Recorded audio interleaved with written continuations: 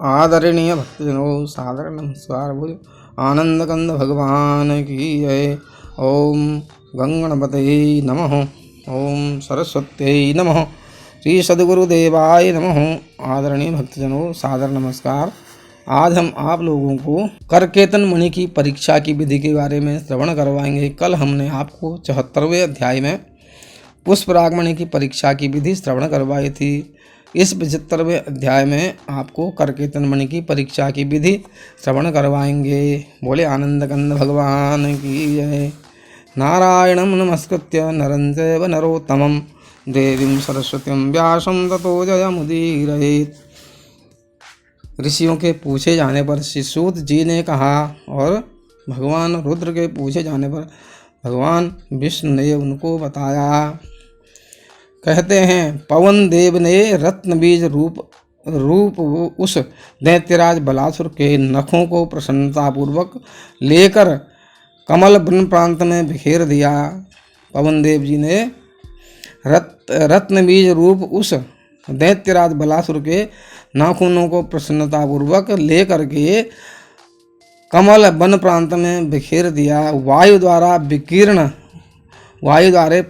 फैलाए गए उन नखों से पृथ्वी पर करकेतन नामक पूज्यतम मणि का जन्म हुआ। उसका वर्ण रक्त चंद्र एवं मधु सदृश ताम्र पीत लाल चंदन के समान और मधु सदृश शहद के रंग के समान और तांबे के रंग के समान और पीले रंग के समान अग्निवत, जिस पर से अग्नि का रंग पीला रंग लिया हुआ प्रज्वलित अग्नि का रंग होता है, जलती हुई अग्नि का, उस प्रकार से उसका रंग उस मणि का है। समुज्ज्वल नील तथा श्वेत होता है, इस प्रकार से उस मणि का रूप है, उसका रंग है। रत्न व्याधि आदि दोषों को के कारण वह कठोर एवं विभिन्न वर्णों में भी प्राप्त होती है।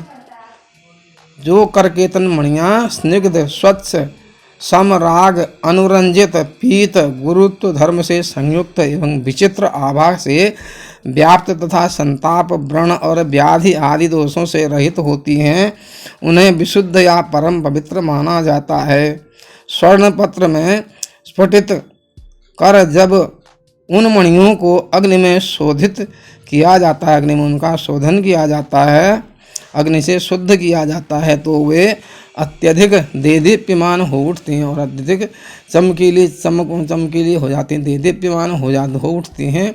ऐसी विशुद्ध करकेतन मणि रोग का नाश करने वाली, कली के दोषों को नष्ट करने वाली, कुल की वृद्धि करने वाली तथा सुख प्रदान करने वाली होती है।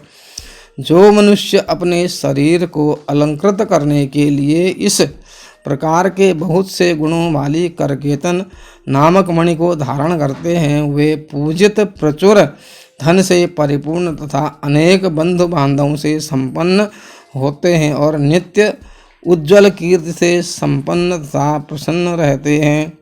अन्य दूषित करकेतन मणियों को धारण करने वाले विकृत व्याकुल नीली कांति वाले मलिन द्युति वाले स्नेह रहित, उनके अंदर कोई स्नेह नहीं होता है, कलुषित होते हैं तथा बेरूपवान होते हैं, उनका कोई रूप रंग अच्छा नहीं होता है।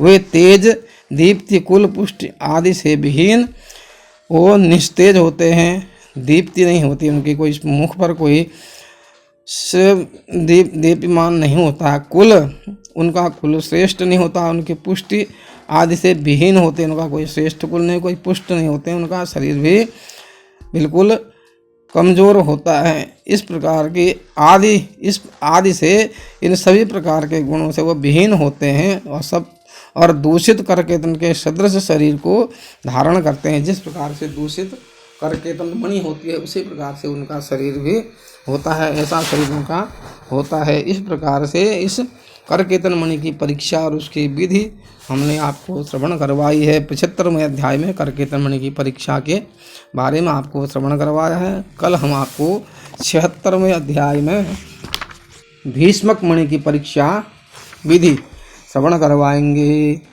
तब तक के लिए श्री हरि नाम कीर्तन करेंगे। श्रीमन्नारायण नारायण नारायण श्रीमन्नारायण नारायण नारायण भजमन्नारायण नारायण नारायण श्रीमन्नारायण नारायण नारायण। बोले आनंद कंद भगवान की जय।